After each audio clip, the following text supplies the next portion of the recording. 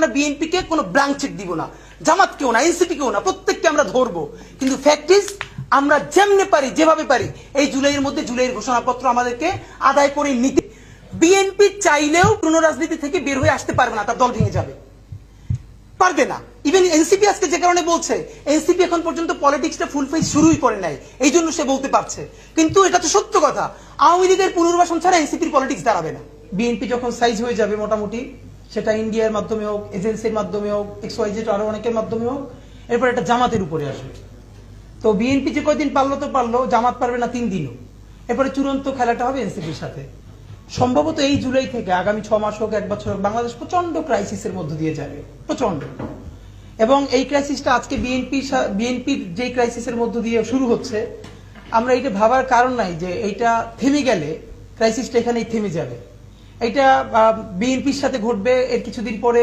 BNP যখন size হয়ে যাবে মোটামুটি, সেটা ইন্ডিয়ার মাধ্যমে হোক, এজেন্সির মাধ্যমে হোক, XYZ আরো অনেকের মাধ্যমে হোক, এরপর এটা জামাতের উপরে আসবে। তো বিএনপি যে কয়দিন পারলো তো পারলো, জামাত পারবে না 3 দিনও।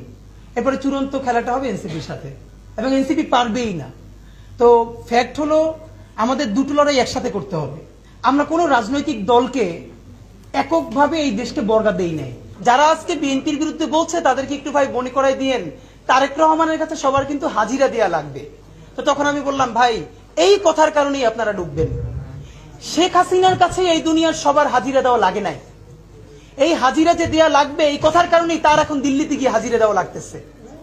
তো শেখ হাসিনার যদি দিল্লিতে হাজিরা দেয়া লাগে, তারেক রহমানের কাছে সবার হাজিরা দেয়া লাগবে, এটা একটি স্টুপিড কথা। বরং এই কথাটাই বলতে পারতে হবে, তারেক রহমান যা করেন নাই সেই দায় তার উপরে চাপিয়ে দেওয়া যাবে না। তারেক রহমান যা ভালো করেছেন, ভেরি গুড, সেটা আমাদেরকে বলতে পারতে হবে।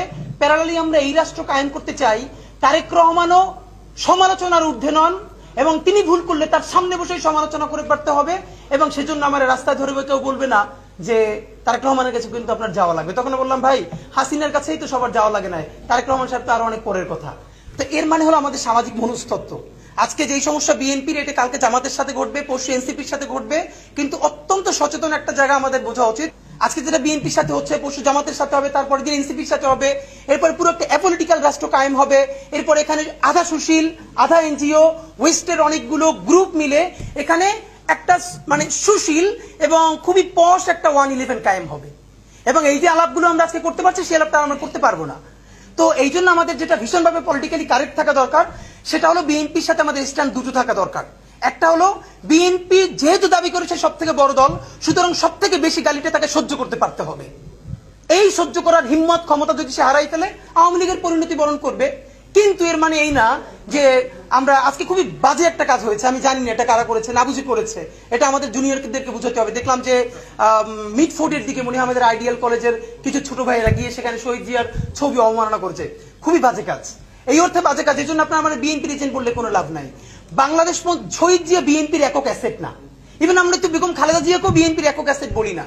শহীদ জিয়া বাংলাদেশপন্থী রাজনীতির যে আইকনের জায়গা, সেটাকে যদি আপনি ধ্বংস হতে দেন, তাহলে বাংলাদেশপন্থী রাজনীতিটা দাঁড়াবে কিসের উপর? প্রত্যেকটা দেশে পলিটিক্সের জন্য, নেশন বিল্ডিং এ, স্টেট বিল্ডিং এ তার কিছু ক্যারেক্টার দরকার, কিছু আইকন দরকার, কিছু হিরোজ দরকার। তো আমাদের হিরো কারা হবে?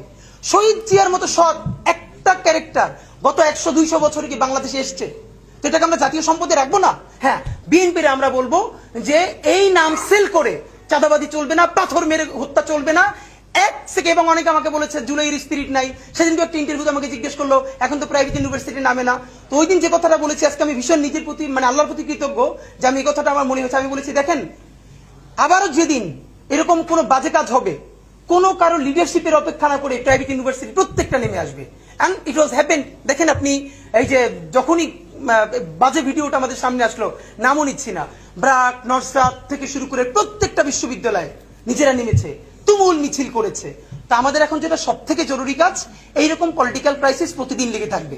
আজকে বিএনপি, কালকে জামাত, এনসিপি, এই সেই চলতে থাকবে, কিন্তু আমাদের ফোকাস হারানো চলবে না। দা ফোকাস ইজ জুলাইয়ের ঘোষণাপত্র এবং সেকেন্ড ফেজ জুলাইয়ের সনদ। আপনাদেরকে একটা কথা মনে রাখতে হবে, আমাদের এখন অনেকগুলো শত্রুর সাথে ফাইট করতে হবে। আপনাকে একটা কথা খেয়াল করেছেন, বিএনপি প্রথমে জুলাই ঘোষণাপত্রের ব্যাপারে খুবই উদাসীন। পুরো দেশ যখন ঘোষণাপত্রের পক্ষে দাঁড়াচ্ছে, জুলাই একটু একটু একটু একটু বিএনপি করে সেখান থেকে সরে এসে সে জুলাইয়ের পক্ষে দাঁড়াচ্ছে। যেই বিএনপি প্রথম বলেছে এটা কোনো লিটারেচার, এটাকে সংবিধানে নেওয়ার কোনো মানে নাই, খুবই বাজেভাবে বলেছে, সেই বিএনপি এখন বলছে এটা সংবিধানের তফসিলে যুক্ত করা যায়। এর মানে আমাদের যখন ইমপ্রুভমেন্ট ঘটছে বিএনপির সাথে, যেই বিএনপি এখন তফসিলে রাজি হচ্ছে, সেই বিএনপিকে আমরা এটাকে সংবিধানের প্রস্তাবনায় রাজি করাতে পারবো। এবং যখনই বিএনপি এই জুলাইয়ের পক্ষে রাজনীতিটা একটু একটু অ্যাক্টিভ হচ্ছে, জনতার পক্ষে দাঁড়াচ্ছে, খুবই কমন ব্যাপার, ইন্ডিয়ান হেজিমনি তার বিরুদ্ধে দাঁড়াচ্ছে, এখানে ইন্ডিয়ান এস্টাবলিশমেন্ট তো সব আছে তার সাথে। সুতরাং এই পলিটিক্যাল ক্যাওয়াস তৈরি করতে গিয়ে এর মানে আমরা বিএনপিকে কোনো ব্ল্যাঙ্ক চেক দিব না, জামাতকেও না, এনসিপিকেও না, প্রত্যেককে আমরা ধরবো। কিন্তু ফ্যাক্ট ইজ আমরা যেমনে পারি যেভাবে পারি এই জুলাইয়ের মধ্যে জুলাইয়ের ঘোষণাপত্র আমাদেরকে আদায় করে নিতে